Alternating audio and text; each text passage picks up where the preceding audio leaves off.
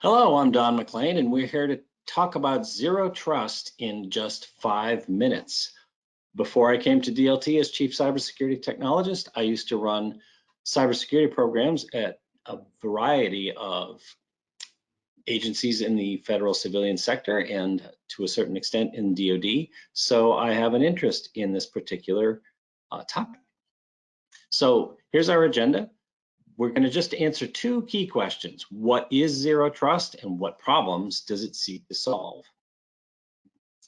First of all, what is zero trust? Well, I lied a little bit. We're not going to talk about what it is right away. We're going to talk about what it's not. It's not a specific product. It's not a specific architecture, although it lends itself to certain product architectures. And it's not necessarily a specific or individual technology, although certain technologies lend themselves well to zero trust, particularly software-defined perimeter, software-defined networking, and identity and access management, but encryption plays a role as well. Zero trust is more a set of principles or a philosophy on how to approach security and a set of assumptions behind what we do. Let's take a closer look. So here are some zero trust principles. First and foremost, as we all know, there's no perimeter anymore. There's no safe inside network. The internal network at your business, at your agency, at your place of work is just as hostile as the internet. There's no safe haven. So what does that imply? That implies that it's important to authenticate everything so that you know who and what is accessing your network, your systems, and your data. That will include devices, users, software, and even traffic. It also means that if you're on a hostile network, which is sad to say, even your internal network, everything needs to be encrypted. That's in data in transit, and even if it's inside the network. You also need to define and restrict data flows with microsegmentation, software-defined networking, and software-defined perimeter. Also, second principle of zero trust is that threats are continuous. So what do you need to do when you authenticate? You need to authenticate continuously. Each and every access by a device can't just be assumed to be safe simply because it's quote unquote inside the network, although even defining what inside the network actually means is a little more tricky than it used to be. So device access, system access, data access need to be continuous and constant, not just access the system and boom, you're in.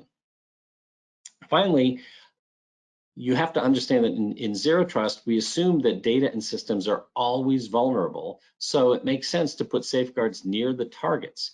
Software-defined networking helps with that. Microsegmentation is closely aligned with that. And we want to encrypt the data at rest as well as in transit, even if it's inside your network.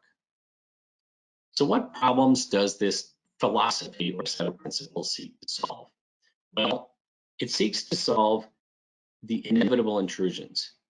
As the saying goes, there are two kinds of companies, the kinds that have been breached and the kind that soon will be. So in a sense, it's just acknowledging the inevitable. We know that you'll be intruded upon. You'll know that you'll be breached. So what do? You want to minimize the dwell time, that is the amount of time that the attacker is in your network. And a big part of that is to inhibit their lateral movement. In other words, once a hacker gets inside and attacks one machine, they want to move from that machine laterally, so to speak, to the next. With microsegmentation and software-defined networking, it makes it much harder to do that. If they're still successful in exfiltrating your data, well, it's a lot harder for them to deal with it if it's encrypted. They may still find ways to decrypt it, but at least you've placed an obstacle in their way. You haven't handed them unencrypted clear text data on a silver platter. And finally, the zero trust philosophy seeks to deal with the overwhelming problem of how to secure a disappearing perimeter. We don't have nice castle and moat approach to security anymore. You can't assume that you're safe once you're inside or logged into your local network. So that's a very quick overview of what zero trust is and the problems that it seeks to solve. I hope this opens the door for you to further investigation of this very important topic that is seeing a lot of traction and a lot of interest in the industry. Once again, I'm Don McLean. Thanks.